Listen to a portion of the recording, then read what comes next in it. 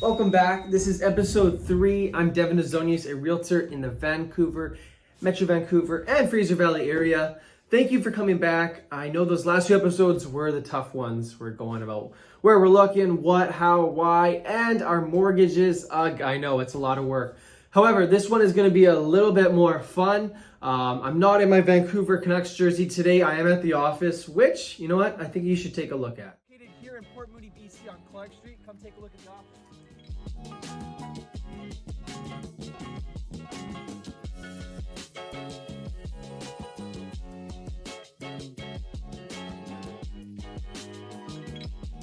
Alrighty, we're back. That is the office tour for everybody.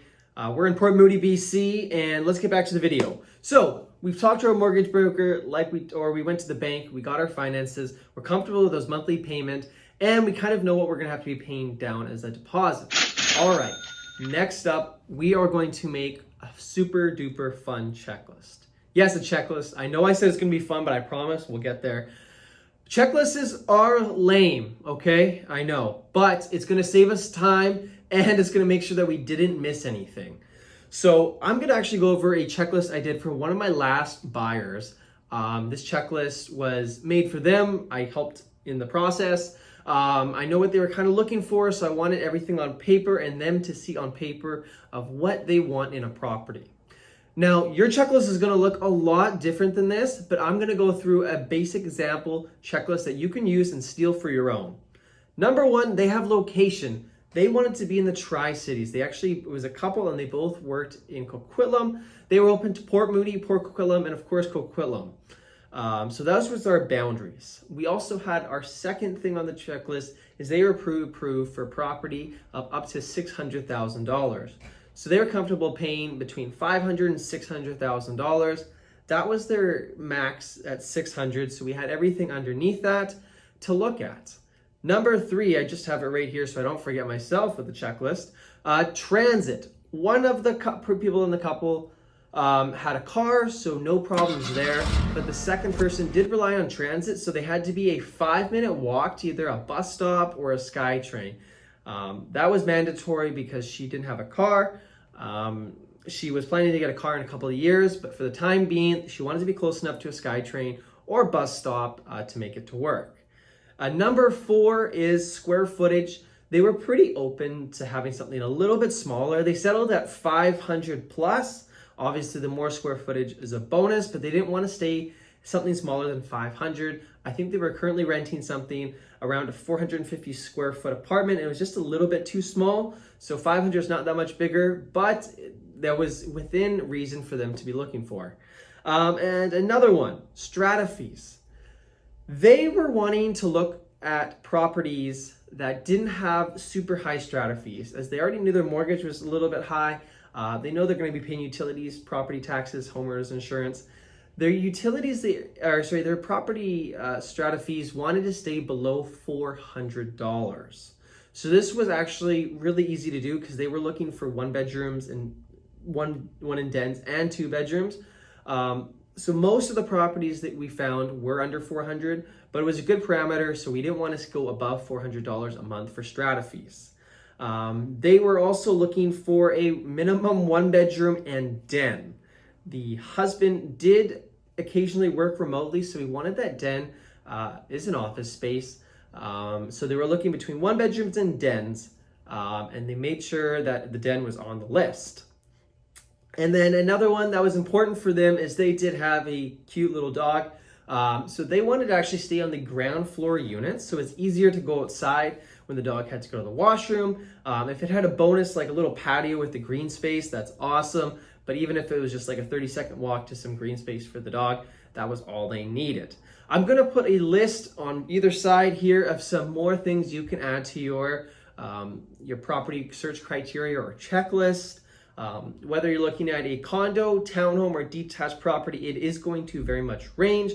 We just went over a checklist for a condo. However, if you're looking for a house, that list is going to be very different, square footage wise, price wise, no strata.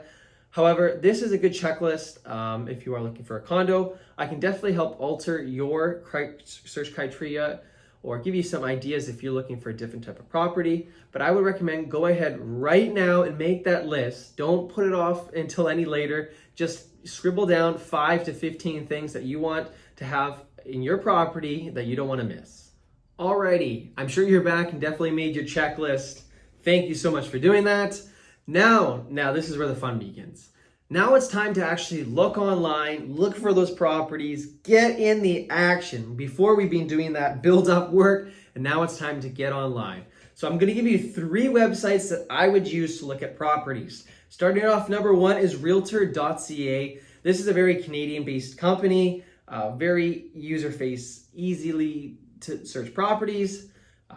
Probably something I would use if I didn't have the MLS search. I would definitely go to realtor.ca first. But 2 more that are really good, I wouldn't sleep on, are roo.ca and Zillow.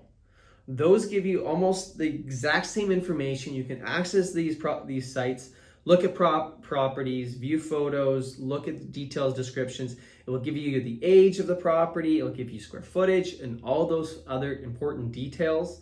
One other thing that all 3 will have is open house dates. Normally when you scroll to the bottom, whether you're on a computer or laptop, at the very bottom it's going to say open house on some properties. Now those are times that you can actually go and see that property in person if it's a property that you think you like. Normally these days are Saturday and Sunday, anywhere between 12 and 5 p.m. Obviously those times can alter depending on the property, but those are times you can actually get into that property and see it in person.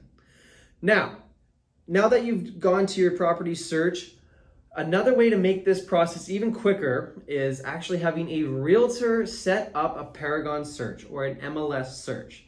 This is a search taking all your checklist criteria, putting it into our user face analytics, and having a search that sends you either daily or weekly updates of all the property that fit your criteria. I say this can be helpful because when you go online, and it's so much fun to do this, but you're going to see a lot of property and it's going to be super hard to filter out all these things on their basic filters. Us realtors allow the specific search that can actually gather everything and put something for you together. It means less time staying up at night searching for property and finding out this property doesn't have that, or this property you need this. So it does save you time there.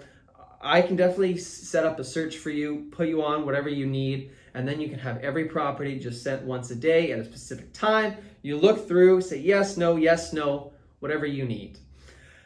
Now, if there's also any properties when you're scrolling that don't have an open house, but you really want to see it, you definitely need to be reaching out to an agent to set up a showing.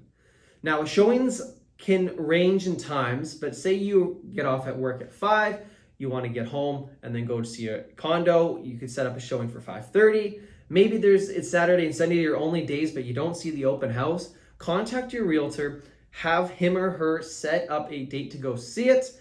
Normally you can get into those because the owner wants to allow you access to obviously sell their home. Sometimes these properties are tenanted, so you need to get at least 24 hours touch base before, because it's set in the rules that you have to give tenants 24 hours to see a property. Now I say that to save you time, to save everyone time. You want to get into that property, but make sure you are being represented going in there. Now, whether you're at a showing or at an open house, you need to be asking questions. Ask your agent, their agent questions. Hey, are these hardwood flooring? How old is the roof? Is this a great location? I just bring my family here. Did a family live here before? Does a currently owner want to sell quickly? Do they want to move in the future dates?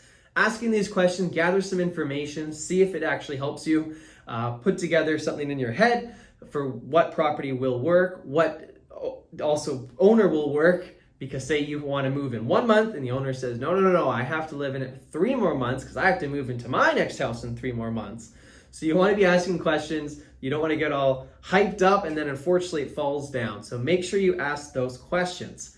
The second thing you want to do is absolutely drive the neighborhood or walk the neighborhood. You want to go to parks, schools, restaurants, even just, the few streets surrounding it. Get a feel for the community.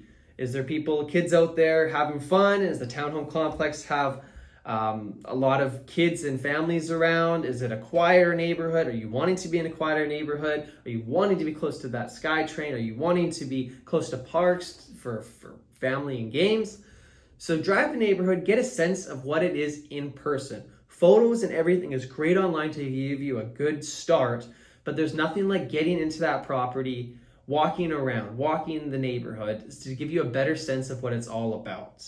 So that is the video, guys. Thank you so much. Next episode, we're actually going to be learning about when we like a property, what is the next steps. Today is just looking at all these properties, getting that search and checklist made up, having some fun, poking around some properties, and maybe even going to a few open houses.